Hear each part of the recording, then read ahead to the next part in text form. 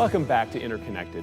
I'm Dr. Pedram Shojai, and I'm excited to share another episode with you as we continue to be astounded by the microbiome. This time, our series follows our gut to the brain and reveals how your gut and brain communicate on many levels from birth to adulthood, back and forth.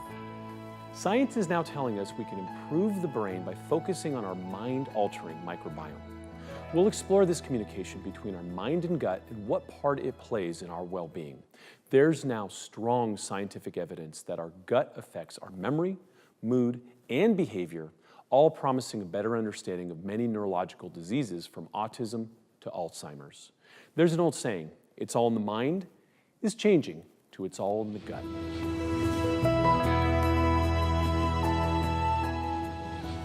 There's a huge link now between the gut and the brain and the way we interact. It's what we call the gut-brain axis, and when we talk about the gut-brain axis, I think it's important to clarify what do we mean. We mean that there are communication pathways between our gut and our brain, and it works both ways.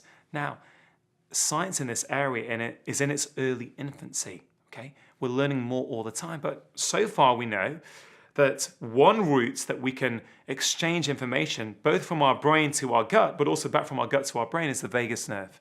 One of the longest nerves in the body. It winds its way down from the brainstem, all the way down to our gut.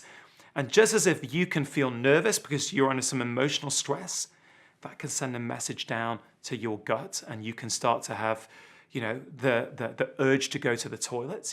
We intuitively know that that kind of fear, that sort of emotional stress can impact our guts. We now know that if our gut is being nourished appropriately, we can send the right message back to our brain saying, hey, I'm not under attack. I'm not in danger. Everything's okay. When you feed your gut with the right foods, okay, when you feed those gut bugs with the right foods, okay, they make things called short-chain fatty acids. A prime example is something called butyrate. And we now know that butyrate can go to the vagus nerve, and it's a little bit like Morse code, okay? It doesn't go up the vagus nerve to your brain.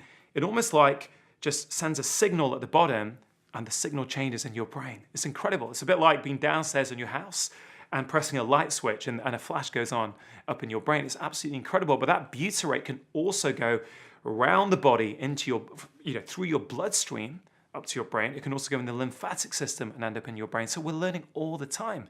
So in real life, when I see patients, and I see many patients with anxiety, I see many patients with mental health problems, I know that when I start giving them a very colorful diet, I take out the foods that are harming them, I put in the foods that, frankly, the gut bugs need.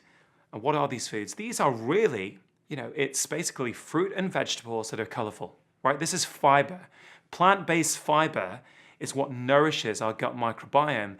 And I see that when I do that many times, people's anxiety goes down, their mood goes up. Step one is to actually document where you are today.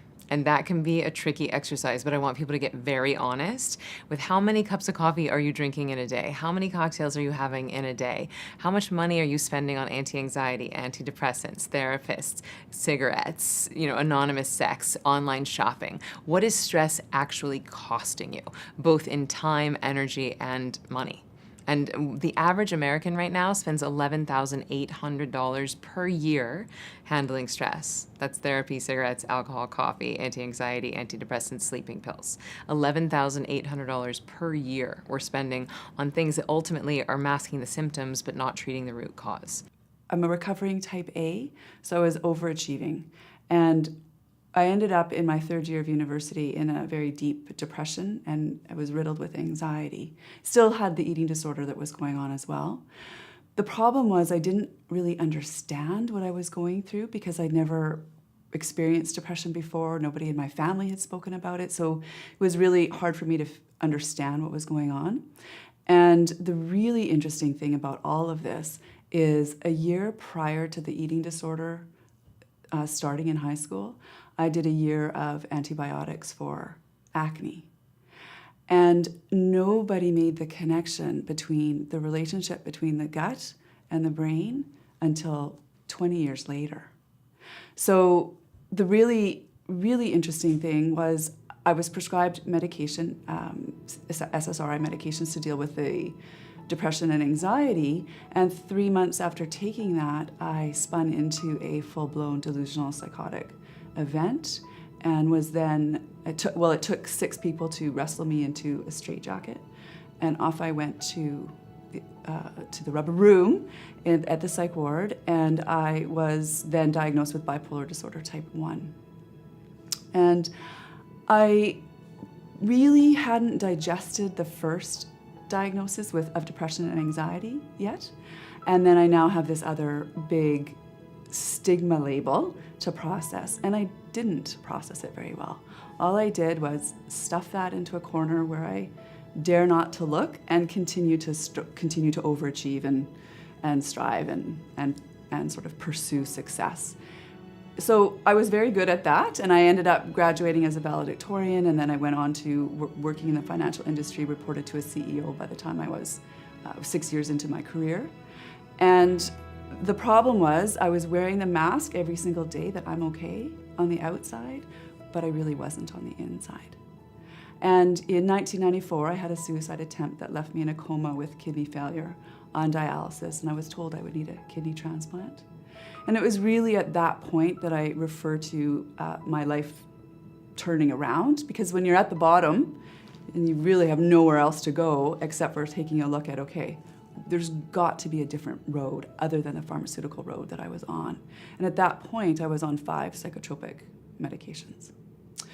So through this whole journey, I ended up learning about a nutritionally oriented psychiatrist named Dr. Abraham Hoffer. I went to see him, started on some supplements, and felt better. For the first time in a long time, I felt free of anxiety and depression. Do you have any examples of jumping in to resolve gut microbiome issues with behavioral issues, whether in children or even adults? I saw someone in a clinic 2 weeks ago. 2 weeks ago, a 12-year-old girl who's been struggling for years. She's a bit of a problem child at school. That's what the teachers think. Parents come in and say, look, can you do anything? Because, we've tried everything. And you look at the diets, and it's horrific. It's a typical diet that a child or a teenager in the West would be consuming. And it's amazing that when you start, it's the same approach. What are they consuming that is harming the gut? What are they not consuming that would be beneficial? Once you start altering that, the behavior starts to improve. And I have had some kids with behavioral problems that when we actually calm things down in their gut, and again, sometimes I'm not measuring, I'm not doing a stool test to look at their gut bugs, so I'm making a clinical observation. I find that when they feed their children in a way that nourishes their gut microbes, their behavior improves. Now, I can't prove to you that that's the gut microbiome, but I can look at the science, and I know that the diet is changing the gut microbiome, and I know that when that happens, positive messages are being sent up to the brain. So I absolutely feel that that is the reason why these kids, why these adults are getting an improvement. Now, sometimes it's not enough, so you have to do other things as well. But my clinical observations by doing this fits with some very current modern science. Chronic inflammation in the gut actually can affect chronic inflammation in the brain. And it's thought that part of that has to do with the connection of the vagus nerve to the brain. And so the vagus nerve is this nerve that basically comes from the brainstem and basically has nerve endings all through the digestive tract that are sensing what's going on. So if basically it's picking up that there is some chronic inflammation, that can actually influence what's going on in the brain. And we do know that a lot of these neurological conditions, depression, anxiety, neurodegenerative diseases, have a neuroinflammatory component. And so that's one of the key routes in which the microbiome can influence that gut-brain connection.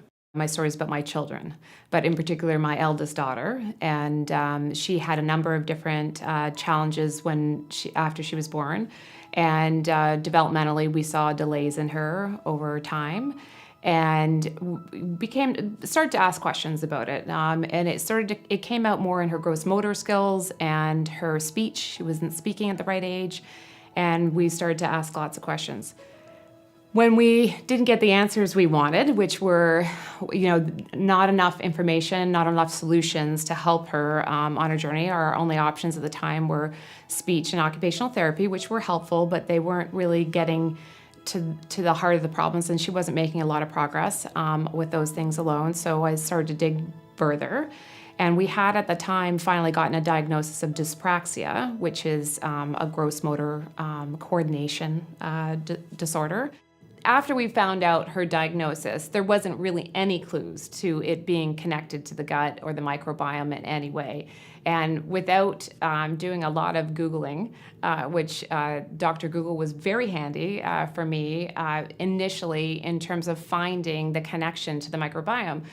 This was a while ago, so this was when I was doing this research, it's about 14 years ago, and because of that, there wasn't as much as we're seeing today. Now, if you do that same search, you're going to see a whole heck of a lot more of science that's just waiting there for you to read. But back then, there was only one book that I could find at the time that I started with, and that was The Gut and Psychology Syndrome. And that talked about how the microbiome was the starting point.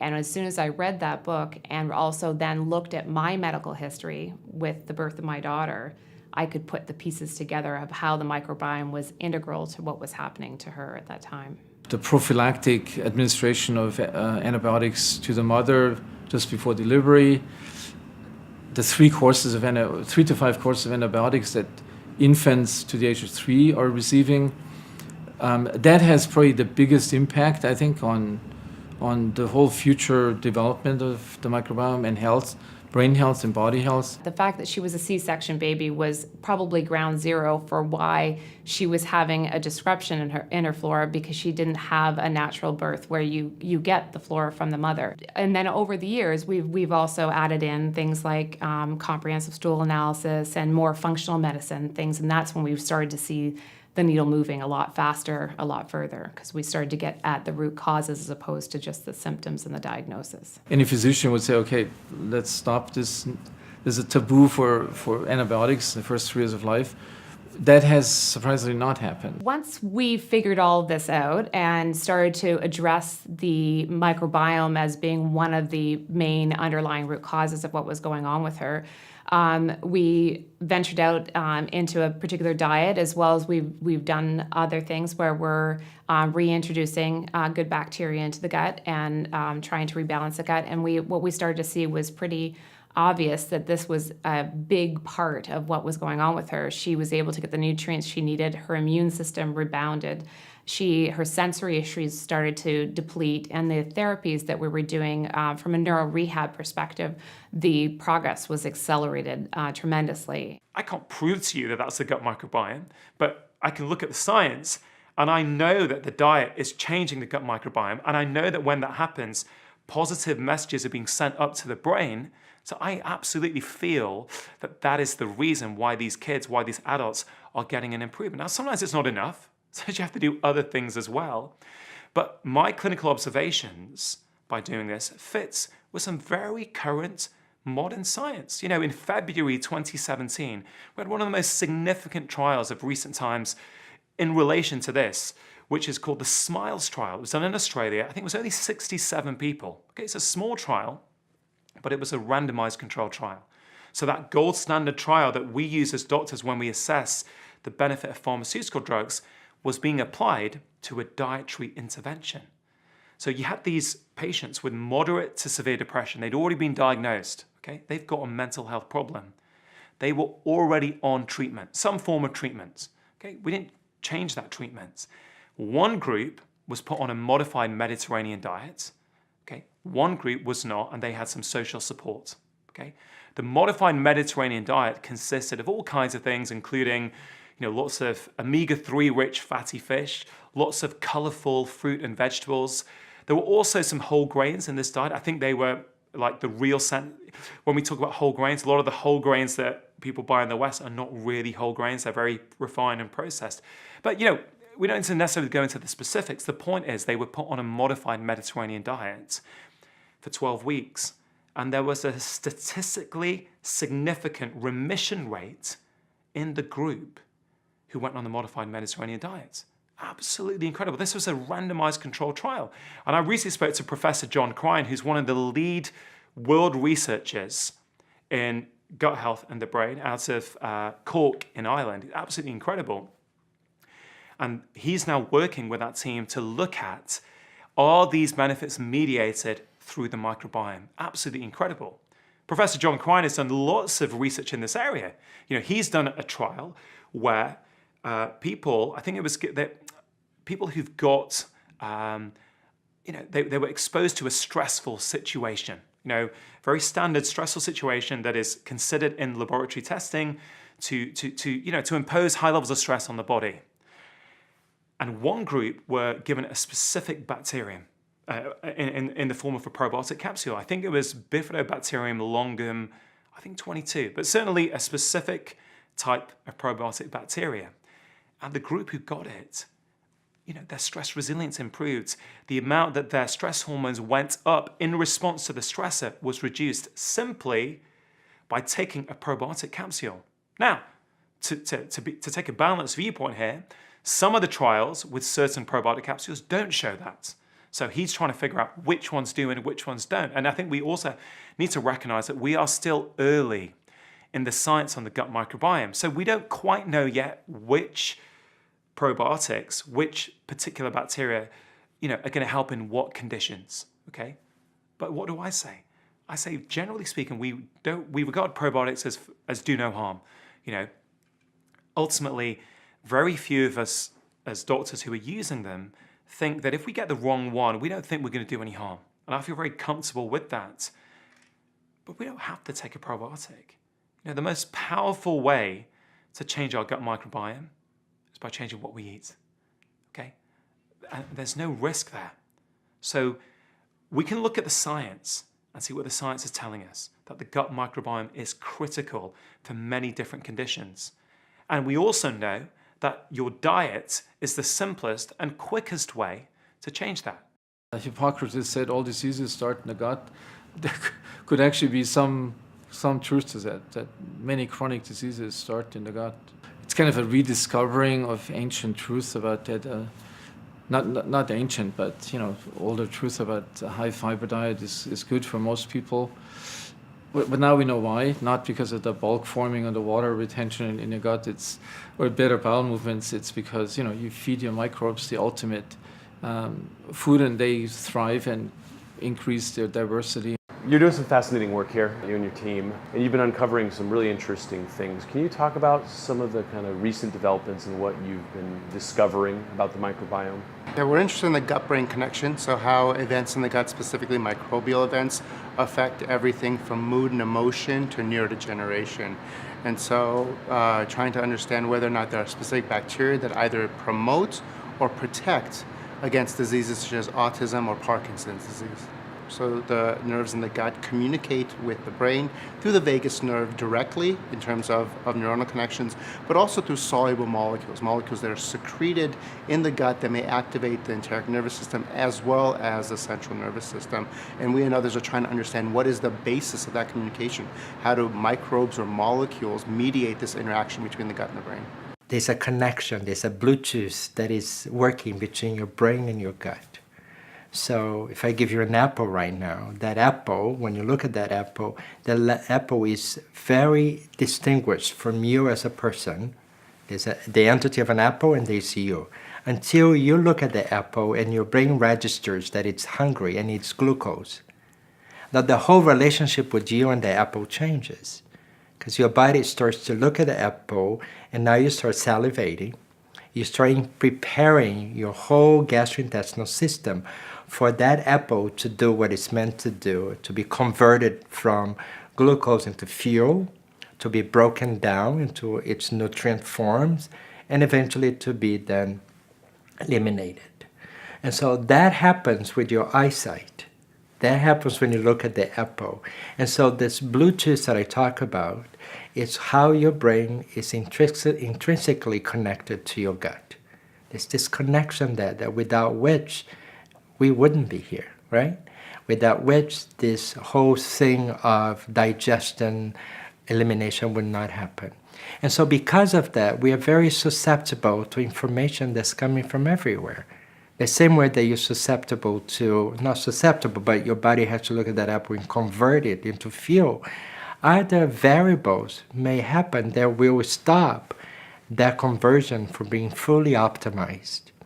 So the environmental, social influences external to us very directly affect our relationship with what needs to come into our bodies. But so I was a young girl dying of heart failure, and it was because of an eating disorder. And we now know that the role that the microbiome plays with not only physical illness, but also emotional, and the fact that you can't really separate the two. Eating disorders, many heart conditions, all have to do with not just the microbiome, but the role of the microbiome in what we call the connectome, how all of our nerve cells, our brain, the 100 million in our brain, the 100 million in our gut, and the 40,000 in our heart, how through the microbiota and these bacteria in our skin, in our mouth, in our vaginal cavity, how they all work together to really talk. And in an eating disorder, you're not nourishing your body properly, of course. And so there is a lot of dysbiosis and disbalance between your connectome, your nervous system, all the microbiota of your whole organism, and also how that affects your emotions. The brain is actually connected all throughout the gut. Those tissues are connected. And what they found is that there's information that goes back between the gut and the brain, either serotonin, neurotransmitters, or peptides and other things through signaling agents back and forth. So there's those types of connections. So those are called canalized pathways. Then there are called non-canalized pathways, which isn't due to strict hardcore anatomy, that the gut itself releases neuropeptides and different polysaccharides and different cytokines that can cross the blood-brain barrier and have their effect on the brain too. Dr. Gershon wrote the book, The Second Brain, where he said, actually, there's more communications going from our gut to our brain than the other way around. And what are those communications saying? Well, those bacteria, they're making neurotransmitters. My God. They're making GABA, they're making serotonin, and they're sending those neurotransmitters to our brain. There's more neurotransmitters coming from our gut than we make in our brain. Is that not the personality? Does that not imply that maybe we should be dealing with the personality of a person's gut when they've got a chronic illness? Just a thought. So after this experience with my healing from the heart failure, I lived a very healthy lifestyle, but then it was in my mid-20s that I found myself in a very high-stress job and had fallen away from eating really well, was kind of using coffee to keep me awake and alert all the time, and eating more junk food than I had used to because I was so busy. And I started to have some health problems, digestive, and a lot of body pains. It was later diagnosed as chronic fatigue and fibromyalgia. So this was prior to understanding the philosophy of naturopathic medicine. I had gone to many different physicians, and a lot of them just said that it was all in my head, right? So for pain or headaches, they just wanted to give me an antidepressant. And at one time I said to a neurologist, I said, I don't want to take these medications. And so then he wanted me to go see a psychiatrist, right? Because this crazy girl doesn't want to take our medication. So that's when I went on a kind of a second research, self-research, and found a naturopathic medical clinic. And the very first thing that she told me was, your headaches and your pains all have to do with your gut. Well, in something like anorexia nervosa or bulimia, when you have just a complete lack of the proper nutrition, your body isn't producing enough. You don't have it's just really trying to keep you alive, right? So it's not able to do all those extra things like grow shiny hair and keep your neurotransmitters in balance. It's just trying to keep your heart pumping and keep the blood flowing through your body. And so it was this feeling of never feeling really in my body. And I've counseled girls through this, and I think that there's like this dissociation, this dissociative state that happens because all of those chemicals that mediate our consciousness and our physical selves are off balance. Everyone has a unique microbiome. And so the details of how the microbiome interacts with the food that you're consuming and its effects on that individual have to do with the specific microbes and the specific activities that they carry out in that individual. And so the big question is, that's great information, and that really does influence the differences among individuals in how food and other factors influence their health. But how do we know that these individuals will react in a certain way? How do we know what their microbiome looks like? And so that's been a huge advance in the last 10 to 15 years or so. Technology has been developed in research laboratories to begin to use DNA testing to identify specific microbes. And that's gotten better and better over time, so that in the last few years, we can identify even down to the strain level exactly which kinds of microbes are in your particular microbiome. And based on that information and a wide range of rapidly growing research, we're starting to learn what these individual microbes are doing. Which ones seem to break down fibers and which types of fibers, which ones actually can break down certain types of drugs, which ones can break down protein components, and then what products do they produce under certain conditions. So we can start to basically look at these patterns and make predictions and gain some insight not only into what sort of diet someone is eating. So it's a little bit of a check sometimes when someone says, oh, I've been eating a lot of fiber, and then we look at the microbiome and it doesn't really look like they've been eating as much as they think they're eating. So that's a good point for us to basically look at the microbiome, see that it doesn't look like they have very high levels of these fiber-degrading microbes, and we can suggest that they should consider eating more fiber.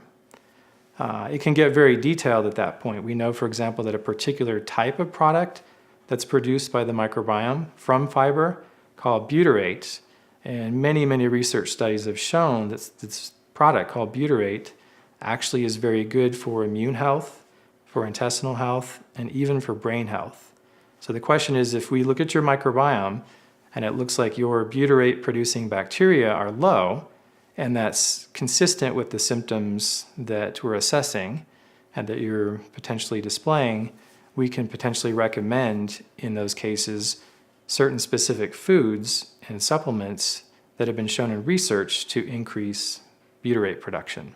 And then that has health benefits for that individual. So there's an intimate bidirectional relationship between these two things, and brain health is important for gut function, and gut function is really important for brain health. Our own genome isn't sufficient to induce or to promote all the different functions or activities of the human body, that we rely on inputs or signals from the microbiome. And it's really fascinating to see how bacteria in our gut provide signals or cues to our development and function just as our own genome does. And many people have suggested, and I do agree, that we have two genomes, our own and a microbial genome. And that raises the whole question about the microbiome. We've got 30 trillion bacteria in there. Do we not think they're talking to each other? Do we not think they're communicating with each other? We've always known that the vagus nerve travels down to the gut and internal organs, but we had no idea how much of a two-way street it is. We're now learning about the massive amount of transference of information and even infection back up towards the brain. The gut and the brain have a direct connection, and we're about to follow up with how the microbiome directly influences diseases like Parkinson's and Alzheimer's. But first, let's review some of the key concepts on the gut-brain connection. The vagus nerve is the main connector of the gut and the brain, and it's a cranial nerve that has direct access to the internal organs. Interoception is the body's ability to sense things at an organ level, and we're just learning about this two-way communication pathway. Gut bacteria produce GABA and serotonin, two major neurotransmitters for mood and anxiety. We're finding certain bacteria in the gut that lead to Parkinson's and Alzheimer's years later. Butyrate is an anti-inflammatory byproduct produced by healthy bacteria in our guts. Now, before you run off to buy some, the real answer is to feed the bacteria that support its production.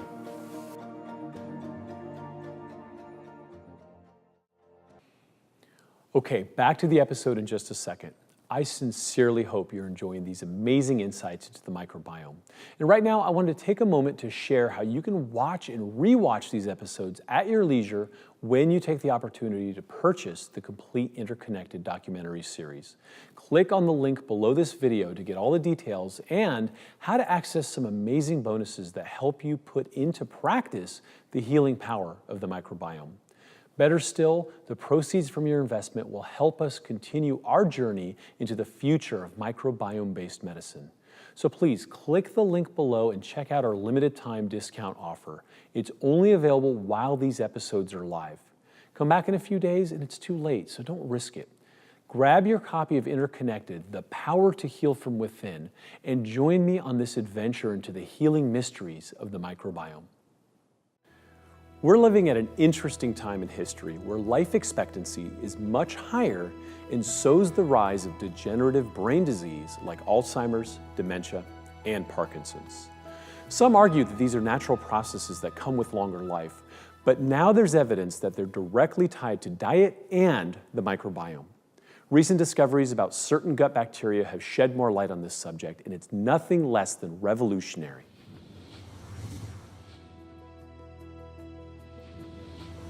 Dementia is horrible. I wouldn't, wish it on my worst enemy. It's really difficult for the patient. It's just as difficult, if not more so, for the family. They say that people with Alzheimer's disease die twice because on the one hand, they lose touch with who they are, with who their loved ones are, and then, nobody has ever recovered from Alzheimer's disease. So, I mean, it's a horrific condition, and it's just one form of dementia. So, my mom has a very rare form of dementia that make up 1% of dementia cases. And so there is next to no research on the role of diet and lifestyle in what my mom has. So to a certain degree, I'm grasping at straws because what I have to go on really is Alzheimer's disease research. It's the most common form of dementia, so it's where all the money goes.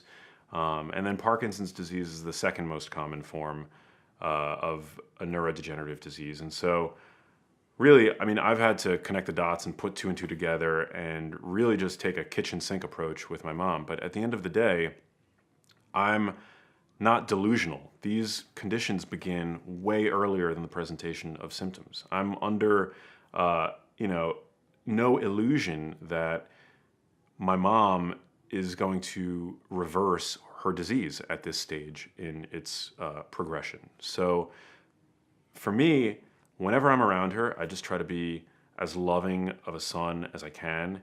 I try to teach gently. To me, I really want to get this information out to young people. And that's one of the reasons why I wrote my book, Genius Foods. Genius Foods is, written in the language of performance because that's what young people are into. So I wrote it really to be the ultimate Trojan horse so that a new generation is going to tune into this content and realize the role of gut health in brain health and unwittingly perhaps end up preventing their own dementia. We talk about Parkinson's, we talk about Alzheimer's, we talk about some of these really advanced neurodegenerative issues. And, most people, may know somebody that has something like that, but they're like, okay, I'm fine, that's not me. Let's talk about diminished output to the brain. Let's talk about the bad decisions and the brain fog and all the things that come from not having access to your brain for decades before this thing becomes a tremor or, memory loss. Yeah. Today, 1 in 7 younger people complain of memory problems. 1 in 6 adults is on or has used some kind of psychiatric medication. If you make it to the age of 85, you have a 50% chance of being diagnosed with Alzheimer's disease. I mean, these statistics are staggering, and yet, for the vast majority of us, if we really want to look into the crystal ball of the future and know our odds for developing Alzheimer's disease, it's a coin toss. So I was working in corporate America in a computer job and had, prior to that, been a very adventurous person. But as a result of working in this corporate America job, working really long hours, getting really stressed, I started to get anxious. And this happened in my late 30s. At the same time this was happening, I was having major cognitive issues. I was working in a computer job, and there was a lot of importance on accuracy and everything being 100% perfect, and I was finding that I couldn't think anymore, I couldn't focus. So I went to the doctor and I said, I can't think, and something's going on, and I've got this anxiety, and he said, okay, let's do a brain scan. Let's just rule out everything and let's do a brain scan. So I did a CT scan, nothing showed up, which was great. I started really to look at every aspect of the modern food environment and our lifestyles, leaving no stone unturned. And, many signs inevitably pointed me to the gut and the role of gut health in the overall health of your body, but particularly the brain. The gut-brain axis is this really exciting area of science, and there are many question marks that still remain. But nonetheless, there is this link emerging in the literature that to me is incredibly compelling. And even though we're just at the very tip of the iceberg in terms of understanding the full relationship between the gut and the brain, I think, and the best available evidence to me suggests that we have enough information at this time that we don't need to sit idly on our hands as we await whatever is in our sort of genetic hand of cards. By 1996, we had gone to genetically modifying corn, soybean, and the sugar beet ultimately. Corn, soybean, and sugar beet are our staple crops that cover some 80% of our farm fields throughout the United States. Those staple crops through all history produced essential amino acids. If you spray crops with glyphosate, or the soil that they grow in, it turns out glyphosate blocks the ability of the essential amino acids to be made. Some specific ones: tyrosine, tryptophan, phenylalanine, 5-HTP, and a couple others. But let's take those first three: tyrosine, tryptophan, phenylalanine. These are the building blocks for all of the neurotransmitters that dominate your brain. We took the building blocks for your neurotransmitters out of the diet through spraying our crops directly with a chemical called glyphosate. What would we expect to emerge? Well, we should see a lot of neurologic dysfunction. It turns out that the biggest neurologic system that would touch that is your gut itself. The gut's got as many neurons in your gut than most pets have in their entire brain. Huge amount of neural density here that's now being exposed to an environment where there's perhaps some direct toxicity of that chemical glyphosate, but more importantly, you're deleting the neurotransmitter from your gut. So what's going to happen? You're going to get bloating after meals. You're going to have screw up the peristalsis and movement of material through the gut. So you're going to get heartburn, bloating, irritable bowel syndrome stuff where you're kind of shifting from diarrhea to constipation, back and forth. You can't have regular bowel movements. Upwards of 80% of people with Parkinson's have constipation. And in almost all cases, the constipation precedes their motor symptoms. So Parkinson's is a neurodegenerative condition. The main symptom are tremors or motor dysfunction. It is also associated with depression and other cognitive defects as well, but it's diagnosed based on its motor defects. And so again, we were really intrigued why this classical neurological condition has such a strong GI component, has a strong gut component to it, and tested whether or not microbes in a mouse model of Parkinson's affected various outcomes associated with the disease. And what we showed is that we can remove the gut bacteria from mice that are prone to develop Parkinson's, and all of their motor symptoms go away. And in fact, the main pathology, the main disturbance in their brain, which is the aggregation of a protein called alpha-synuclein, also disappears when you remove the microbiome from mice that were prone to develop Parkinson's. And so this gave us some insight into thinking that there are signals sent between the gut and the brain that promotes and perhaps even alleviate symptoms of Parkinson's. So we set out to identify what those molecules were, and identified a class of molecules called short-chain fatty acids, which are known to activate the immune system, but what we discovered is that they activate the immune system in a way that then leads to the exacerbation of disease. So there's now very good evidence to suggest that that Parkinson's disease has two entry ports, one through the gastrointestinal tract, one through the olfactory system, and that if you look at these entry ports, a long time before the full-blown Parkinson's syndrome develops, that you can see these classical degenerations, these Lewy bodies that are pathognomonic for Parkinson's disease in the nervous system of the gut. We don't know exactly how they get there, but one possibility is that there's these transducing cells in our gut that also contain serotonin, and that either viruses or prions or some other microorganism gets access to the enteric nervous system, infects that area, and then propagates itself up the spinal cord, through the brainstem, ultimately into the dopaminergic systems within the brain. This has huge implications because those early changes happen up to 25 years before the full-blown neurological syndrome develops. And so diagnostically, if you can make that diagnosis in a patient that comes to you with a new onset constipation, you have 25 years to do an intervention. So we don't know yet what this intervention would be. Certainly, I would put them on a high-fiber diet, but I'm sure in the future we'll have other types of interventions that will basically prevent the development. And I think that will happen in the next 5 years. I think a lot of companies are working in this space, and there may be other neurodegenerative diseases where that's a similar type of mechanism occurs. What's the link between the microbiome and this gut-brain axis? The microbiome is this universe of microorganisms, essentially, that take up residence in our large intestine, otherwise known as the colon. And we basically carry around with us just as many bacterial cells as we do human cells. So we're about 50% bacteria. And these organisms that live within us influence our health in a myriad of ways.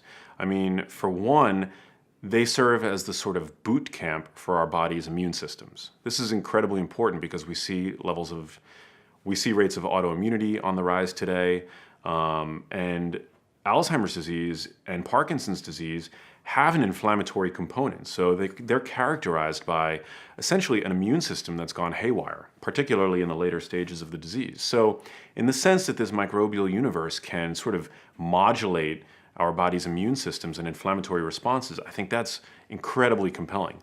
The other way that the microbiome influences our brain function and ultimately our brain health is by way of the myriad of chemicals and vitamins that they churn out when we feed them appropriately, that they then release into our bloodstream. So we essentially have this drug factory. I mean, people today are interested in smart drugs and nootropics and things like that, right? We basically have that in our large intestine working for us. All we got to do is feed them the right foods.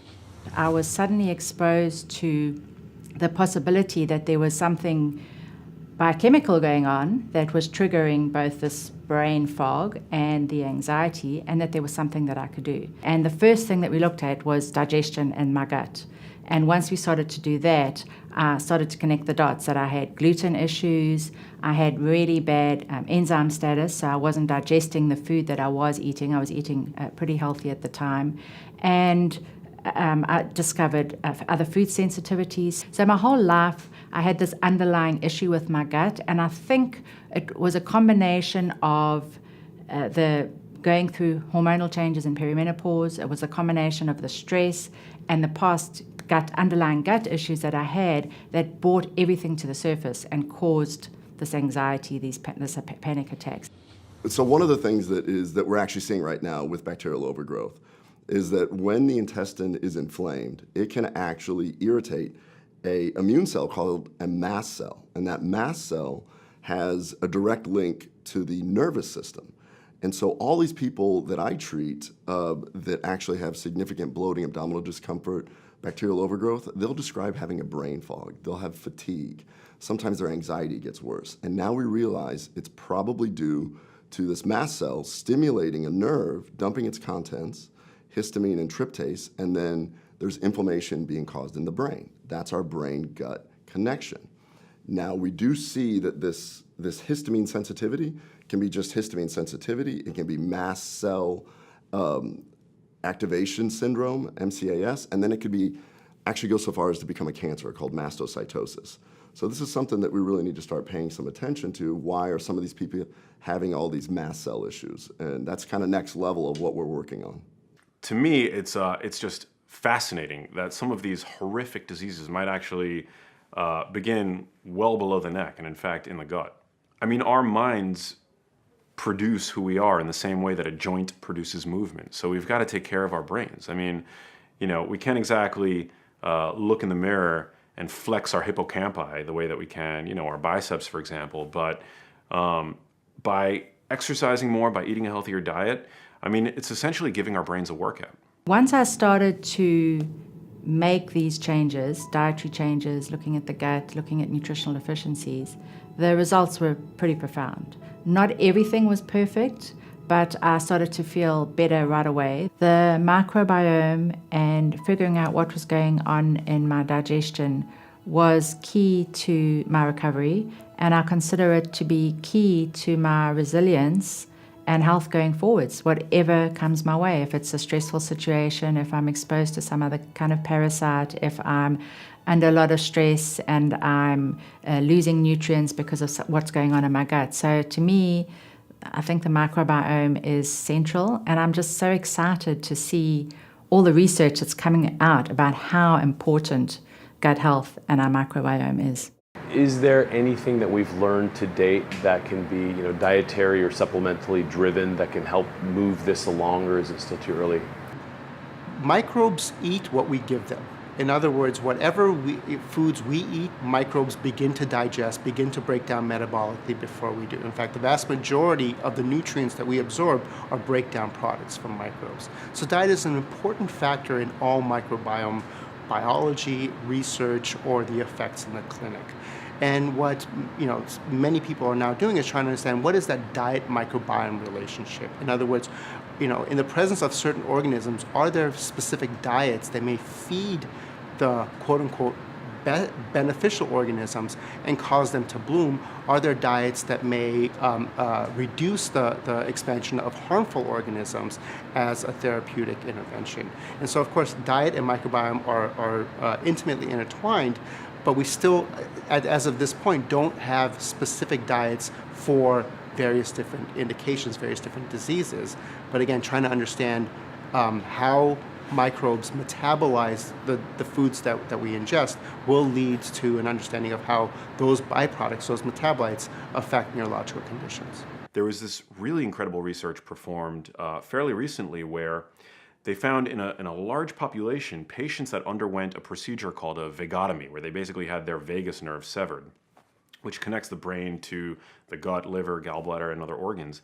They found that people who had that procedure had a 50% risk reduction for developing Parkinson's disease. They've shown us that microbes in the gut can actually influence, by way of the vagus nerve, the susceptibility of proteins in the brain to cross-link and clump together. So Alzheimer's disease, Parkinson's disease, these conditions are characterized by the clumping of these proteins in the brain.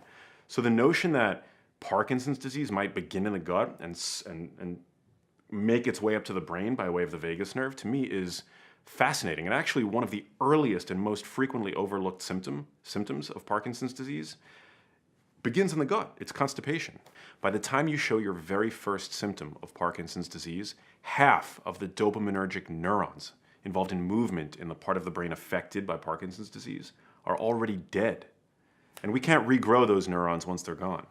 So none of these diseases, like any chronic disease, begin overnight. They all bubble up in the body over years, if not decades, before the presentation of symptoms. The microbes in and on us participate in a variety of chemical pathways in our bodies. And when I say chemical pathways, I mean the series of events that leads to the production of, say, serotonin. So we need serotonin in order to regulate our appetite and to regulate our sleeping and to keep our mood up, right? Serotonin, people who have low serotonin are thought to suffer from depression. There's a connection, a relationship between lack of serotonin and moodiness or sadness or depression. Serotonin is produced by cells in your gut. Most of it is produced by cells in your gut. But those cells can't produce serotonin in adequate amounts unless there are certain microbes present who essentially poop molecular byproducts that the cell needs to construct the serotonin. And who knows how many, I mean, who knows? One can find out, and there's plenty of scientists who are trying to study this, or trying to figure out which microbes are contributing which part to create these essential compounds that help make us survive the day. So you had these patients with moderate to severe depression. They'd already been diagnosed, okay? They've got a mental health problem. They were already on treatment, some form of treatment, okay? We didn't change that treatment. One group was put on a modified Mediterranean diet, okay? One group was not, and they had some social support, okay? The modified Mediterranean diet consisted of all kinds of things, including lots of omega-3 rich fatty fish, lots of colorful fruit and vegetables. The point is they were put on a modified Mediterranean diet for 12 weeks, and there was a statistically significant remission rate in the group who went on the modified Mediterranean diet. Absolutely incredible. This was a randomized controlled trial. The most powerful way to change our gut microbiome is by changing what we eat. And I have a lot of patients that have mood issues, a little anxiety, depression. And I use a similar approach no matter what those issues are of the list I gave you. So it's making sure that the gut is healthy. I want to make sure that they're not eating foods. I mean, people eat 3 times a day. I have to make sure that the foods they eat don't cause inflammation. The consistency of the stools is screwed up. And then you start to get, real inflammatory changes in the gut lining. You can get colitis, you can get all, Crohn's disease, all these things kind of emerging as you're screwing up this whole neurologic system.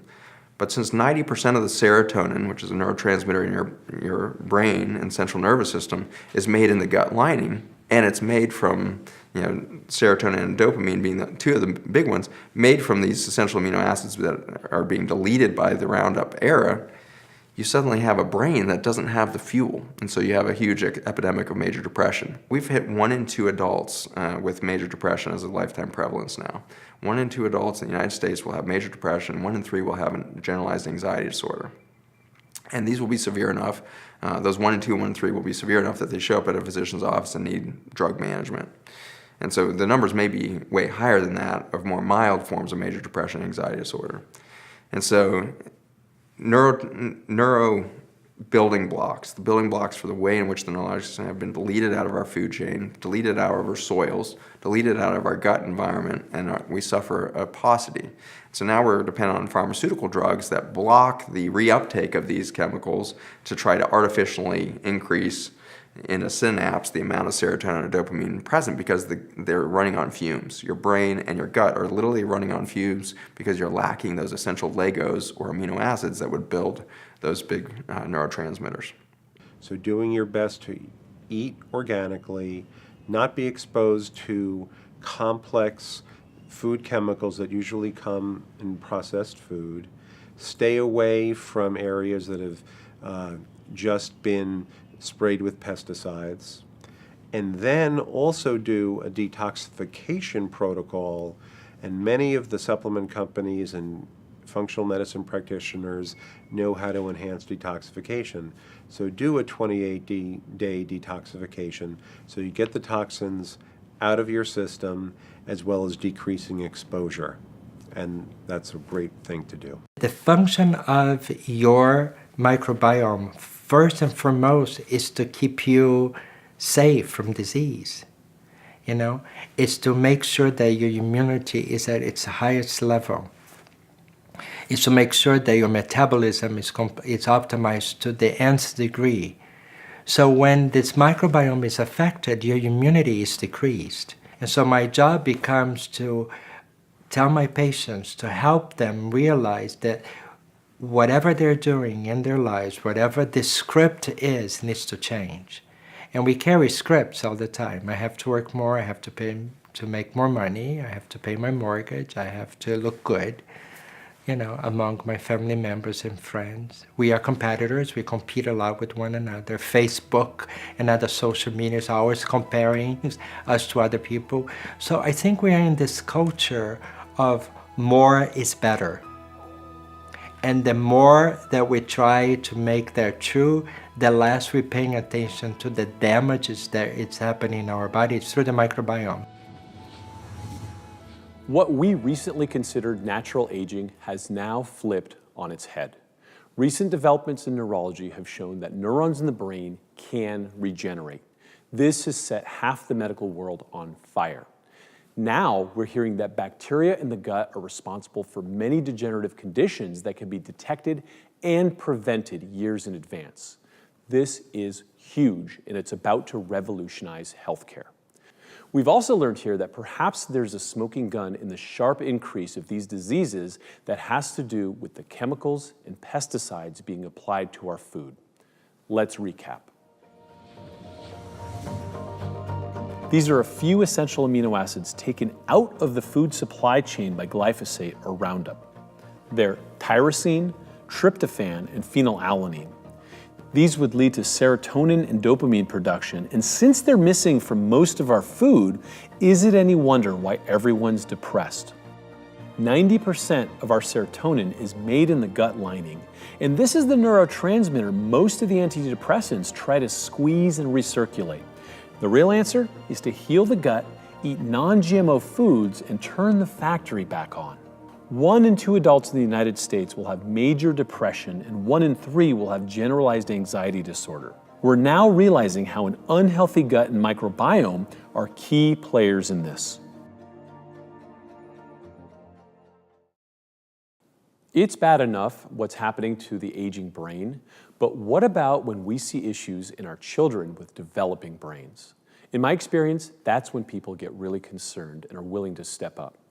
ADD and autism are on the rise, and the kids are spinning out of control.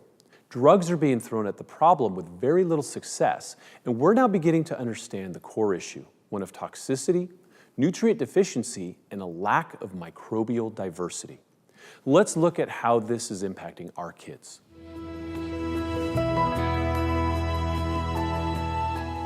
In 1975, we had a rate of autism of 1 in 5,000 children. When I grew up, I had never heard of autism. There were certainly no kids in any of my schools that had autism. And, I was just a normal kid, grew up. Now you go to a school and we're at 1 in 36 children with autism. 1 in 8 has attention deficit hyperactivity disorder diagnosed and treated with a stimulant drug like Ritalin or Adderall, which is speed. And so in a single kindergarten class, you see this huge neurologic stress. Our trajectory from 1 in 5,000 children in 1975 to 1 in 36 today accelerated the fastest since 2012. We were on a pretty steep climb, and then it went vertical in the last 6 years. At our current rate, we're going to hit 1 in 3 children with autism by 2035. Let's talk about what you would do for that kid, and then what looking down the barrel of a life of starting with Ritalin and Adderall might do to their long-term health, thinking it's some innocuous thing that'll help them sit in school. I think functional medicine, integrative medicine, has a great approach. We have a great track record with treating autism, ADHD, ADD. Again, in this population, we see disturbance in the microbiome. We often see food addiction, food allergy, food sensitivity. Micronutrient deficiencies are really common. Sometimes the energy centers in mitochondria, we see imbalances there, and so we need to shore up nutrients. We might see increased oxidative stress, free radical activity, which fundamentally can break down key proteins. There can be a little bit of imbalance in the neurotransmitters in the brain. I mean, in fact, there is. That's the pathogenic, one of the fundamental pathogenic mechanism of some of these conditions. But the cause of those, we need to zoom way out, and it tends to be, micronutrient deficiencies, microbiome disruption, food reactions, and so forth. So we can do some pretty fundamental treatments and turn them around. Picture that now. 1 in 3 children with a neurologic condition that keeps them from being able to participate in what we would kind of consider a normal economic productivity state. They can't participate in a normal classroom, they can't participate in a normal business environment, they're not going to be able to be productive in the current environment that we have. And it takes 2 people to be productive enough to supply the resources needed to support one autistic child. And so if it takes 2 to support 1, and 1 in 3 have the condition, you're going to wipe out an entire generation who has to be productive enough just to handle autism alone as if that was the only disease process. Our entire naming system in medicine is based on symptoms and geography. What are the symptoms and where is it? Do you have stomach pain? Do you have head pain? What is it? And then we categorize people according to these symptoms and geography and not according to the causes or the mechanisms. So you can have one cause that can cause dozens of diseases. You can have one disease that's caused by dozens of causes. So just because you know the name of the disease doesn't mean you know what's wrong with you, right? If you say you have depression, it's a common name we give to people who are sad and hopeless and helpless and have no interest in sex and can't sleep and have no appetite and feel suicidal. But we say you have depression. Depression isn't the cause of the symptoms, it's the name of the symptoms. There is a clear understanding that the gut and the brain crosstalk all the time. And this was known to us for a long time. We know that the brain can communicate with the gut. That's the reason why we're nervous or we're stressed. We have stomachache and, issue with the gut. What we didn't know is that the gut can talk with the brain as well. And in doing so can change our behavior. And on a specific genetic background, the outcome can be whatever, including autism, of course. There is nothing else that a neuroinflammatory process that can materialize because of dysbiosis, create an instigation to the immune system to fight. And these immune cells, they are sitting on the battlefields, they can leave the battlefields, go into the brain, and create the condition of neuroinflammation. The causes could be many. It could be that you've taken antibiotics and altered your gut flora, and you have dysbiosis that's leading to inflammation in the brain. It could be you've got a low thyroid, or you're eating gluten that's triggering neuroinflammation. It could be that you have taken acid blockers for years and don't absorb B12 because of it and have B12 deficiency, or you have vitamin D deficiency, or maybe it's because you eat a lot of sushi and have mercury poisoning, or maybe because you hate fish and have omega-3 deficiency, or eat a lot of sugar and have prediabetes in your brain, all of which cause depression. Our current model of thinking in diagnosis will not help you navigate to the causes. So that's what functional medicine does. It's a new roadmap, a new GPS system for thinking about disease. And by addressing all those variables, we can often treat the same conditions by using the same approach. Doesn't mean every case of Alzheimer's or autism is caused by the gut or obesity or diabetes. But by looking at everybody as an individual, you can identify which patients that might be the case, and then you can treat them. We need to look for toxins. These kids can be either overexposed to toxins, overexposed at a young life. I mean, we see autism, there's a higher incidence of autism in individuals who are near, say, coal-fired plants or, mercury exposure of any kind. We can see increased incidence. So if they're exposed to environmental toxins, we need to get those out. Or conversely, if they're sensitive because their genes dictate they just can't get them out, we still need to look and support them in removal. So toxins play a role here too, for sure.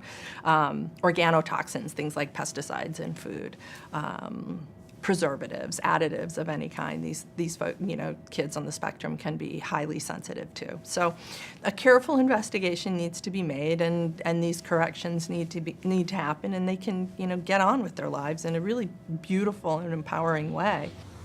Clearly, again, it's the environment that we're changing that is creating the story. And there are evidence now that the microbiome is highly modified in kids with autism compared to kids that are not autistic. And another, factor that seems to suggest the microbiome has a great deal to do with this is the fact that, kids with autism, very often they have GI, conditions or symptoms that are associated with autism.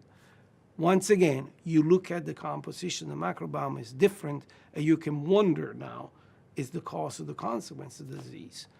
And we recently did a study in which we did fecal transplant in the autistic kids, showing not only improvement in their GI symptoms, but also their behavior.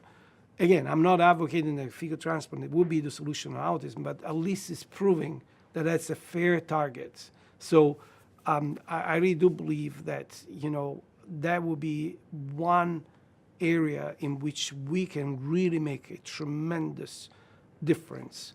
And, some of the people here in the center have totally focused on this gut-brain axis crosstalk and how we can change this by manipulating the microbiome, targeting mainly autism in kids and schizophrenia in adults. Dr. Jim Adams from ASU and his crew, Kang, Rosa, the rest of the team there, have been looking at the lack of organisms in children with autism. It's been fascinating. They did a trial back in 2015 where they looked at the amount of organisms in the average person, and then they compared the autism children, and they found about a 25% decrease. So what they did was they took 18 children on the autism spectrum, and 6 of them, they gave rectal fecal microbial transplantation. Okay, this was a purified, microbe-only addition to their rectum. And then they followed them for 8 weeks.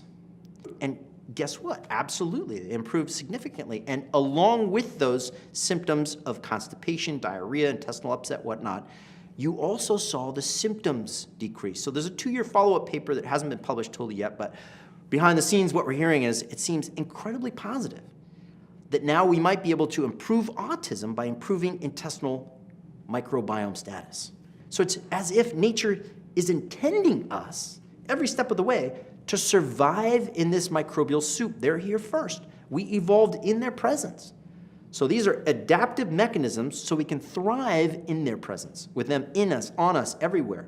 So when we look at the diet and we say, oh, everybody should be doing a low FODMAP diet, everybody should be doing a specific carbohydrate diet, a GAPS diet or whatnot, you say, wait a second, that doesn't make sense. If we're taking away the foods of the organisms, and the organisms, we're hosts to the organisms, they control most of us, why would we want to do that? I mean, temporarily you can calm down overgrowth, yes, absolutely, but is that something we want to do long term? It doesn't make sense. So for example, autism, right? The SCD diet, the GAPS diet, very effective in autistic children. Why? Well, it's a lower starch diet. Well, it turns out that the autistic kids are missing a lot of the specific organisms called Prevotella that help them digest starch, right? So Jim Adams showed, 25% less organisms in general in autistic kids, okay? So holy smokes, you've got to think, all right, is the problem then the starch, or is the problem the missing microbes? If we could give the microbes back to the kids via fecal microbial transplantation or eventually specific probiotics for autism, would we then negate the need for the specific carbohydrate diet? Does that make sense? So we started working on autism about 7 or 8 years ago, and we were driven to test the role of the microbiome in autism by a couple of factors. First, that many children with autism have gastrointestinal issues. It's generally overlooked by the medical community or by doctors, but parents will tell you that their children will have constipation, bloating, abdominal cramps, diarrhea, alternating constipation, diarrhea. Somewhere along the lines of 50% of children with autism will have gastrointestinal symptoms, and this was intriguing to us because we're thinking about the bacteria that live in the gut and whether or not there's a connection between the gut and the brain. The other aspect that made us think that there might be a role for microbes in autism is the increase or the reported increase in the diagnoses of autism, as that there is a very rapid increase in the number of cases of autism in developed Western countries. And so that suggested that there's a role for environment, that changes in the environment may be mediating this rapid increase because our genetics likely didn't change that dramatically in a couple of generations. Now, of course, there's a very important genetic component to autism, and many people are researching that. So it's the same thing with the FODMAPs, Maybe you're having FODMAP intolerance because you don't have the organisms to properly digest the FODMAPs. So does that mean you remove more FODMAPs and cause a further issue? No, I think the people who found FODMAP diets would agree that it's a temporary fix, and then you add them back in slowly so you can tolerate them. We can modulate, either increase or decrease symptoms of autism or symptoms similar to autism in mice. And we're trying to understand what mediates that gut-brain connection. So how do microbes in the gut affect very complex behaviors which are driven by the brain? And of course, there's a lot of work that remains to be done, but we've identified several metabolites or small molecules produced by gut bacteria that we believe penetrate into the brain, affect the activity of neurons in the brain, and then mediate behavioral outcomes.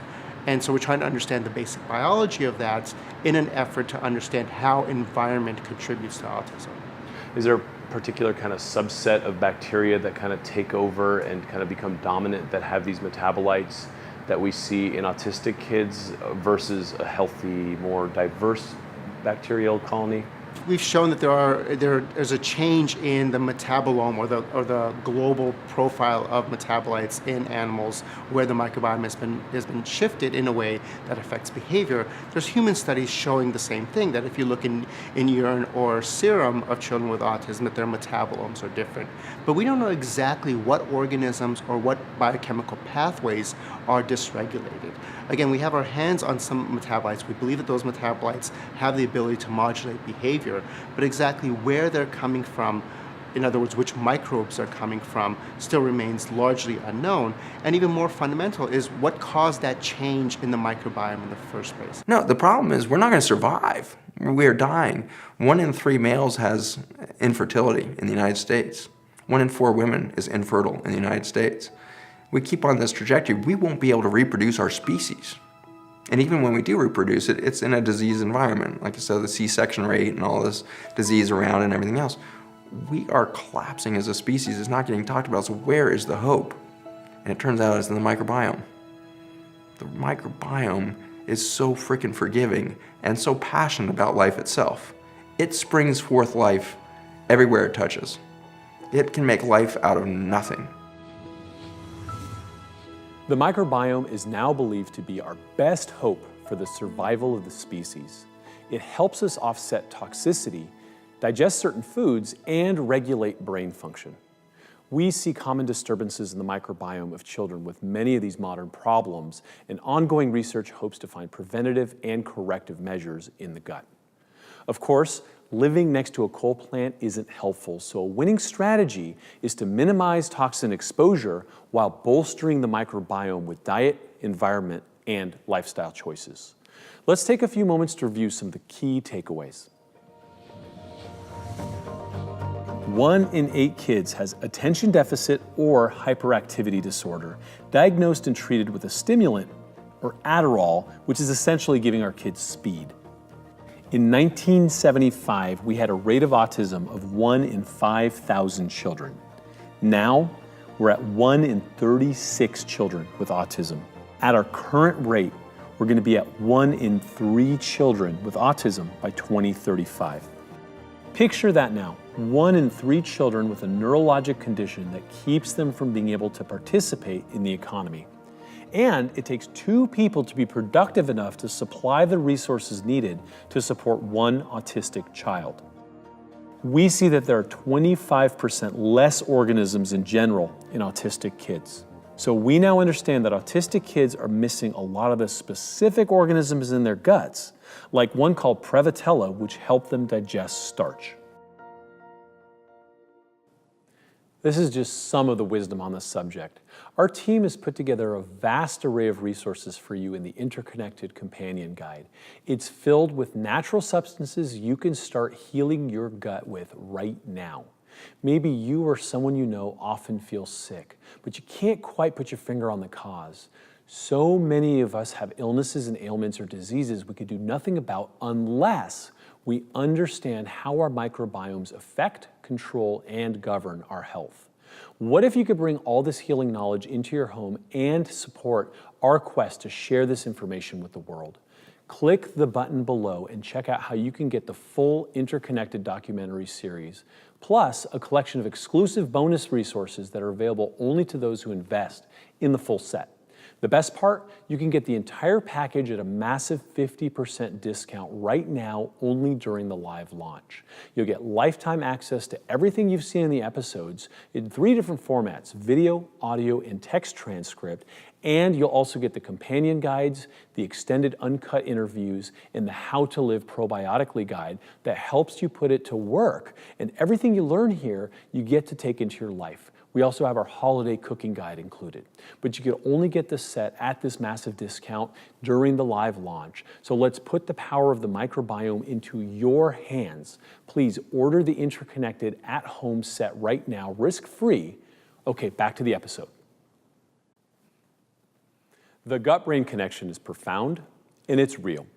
The microbiome is the interface that's been the missing piece all along. We're just beginning to understand the fallout of the loss of many of these microbes and are seeing it in our elderly and young populations. For those in the middle, well, we're seeing all kinds of chronic disease: fatigue, brain fog, depression, and obesity. Just the normal stuff everyone's complaining about. This is a real wake-up call. In the next episode, we're going to examine the microbiome's role in thyroid disease, obesity, and diabetes. Spoiler alert, it's all interconnected. Make sure you check out the resources we've created for you and get yourself a copy of the series. This life-changing information can save your life and help your entire family. We've put together the content in video, audio, and transcripts for you, along with a number of vital resources and the director's cut of all the full-length interviews.